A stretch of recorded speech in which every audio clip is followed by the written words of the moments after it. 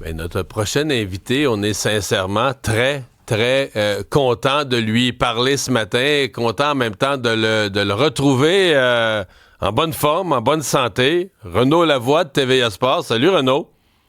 Salut Mario, comment ça va ce matin? Ça va bien? Toi, tu nous as fait une frousse. Je crois comprendre que tu t'en es fait une à toi-même.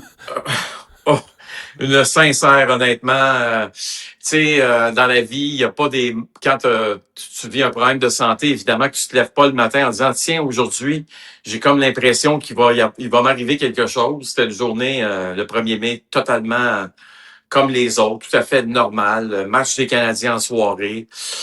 Puis, ce que je fais toujours après les entraînements matinaux des deux équipes, je commence un entraînement. On a une espèce de salon où, par la suite, on peut prendre notre douche, on peut travailler, mais je trouve ça important dans une journée de faire du sport. Mais cette journée-là, je pense que la vie m'a envoyé un autre message, comme on dit, Mario. Mhm. T'as gardé vraiment ton élocution est parfaite parce que souvent après des Oui, accidents cardiovasculaires, des gens, c'est pendant quelques semaines l'élocution va ralentir. Toi, t'as rien du tout là. non, peut-être, écoute, tu sais, il y a eu, ça c'est vraiment mineur, là, mais peut-être la langue qui était problématique quand je mangeais ou encore mes lèvres, mais pour ce qui est de l'allocution ou encore de ma force physique. Les premiers jours, très certainement, ont été difficiles. Ceux qui nous écoutent, là, qui font du sport, quand on dit avoir ses jambes, là, tu sais, quand tu es quelqu'un qui s'entraîne à tous les jours, puis de ne plus avoir tes jambes du jour au lendemain, ça veut dire plus de force. C'est inquiétant. Ça a duré, je te dirais, 48 heures à la sortie de l'hôpital. Je suis arrivé un vendredi à l'hôpital, quitté l'hôpital le dimanche. Après ça, écoute, c'est vraiment mineur. Mais à tous les jours, à chaque fois que je me réveille, c'est comme si mon énergie doublait par rapport à la veille. Donc, ce ne sont que des bonnes nouvelles, pour être honnête avec toi.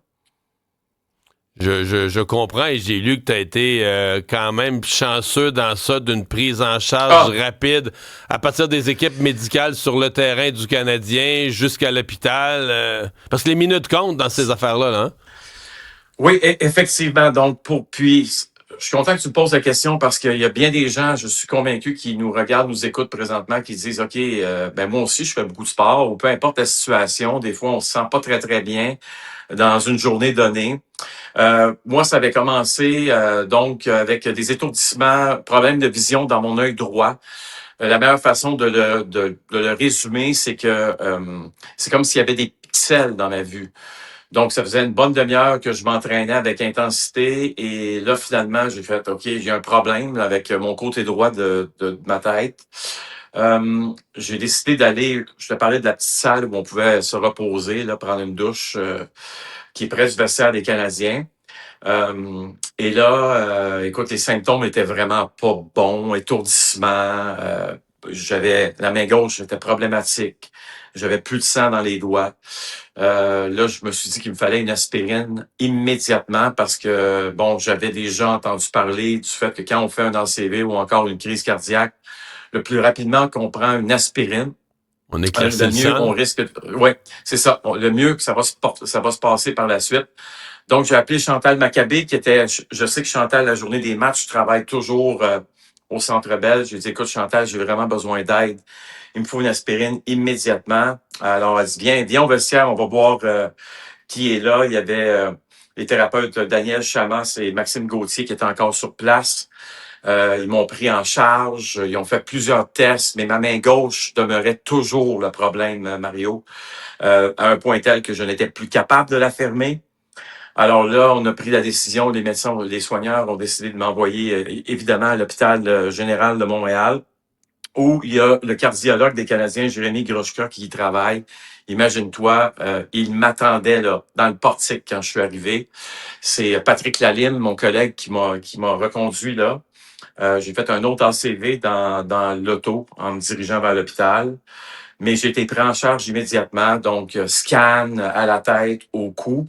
C'est là qu'on a découvert au cou que j'avais une déchirure dans l'artère carotide. Ça, c'est du côté droit du cou. Et ça, quand il y a une déchirure, ben ça fait en sorte que oui, ça donne une espèce de signal au caillot de sang de monter.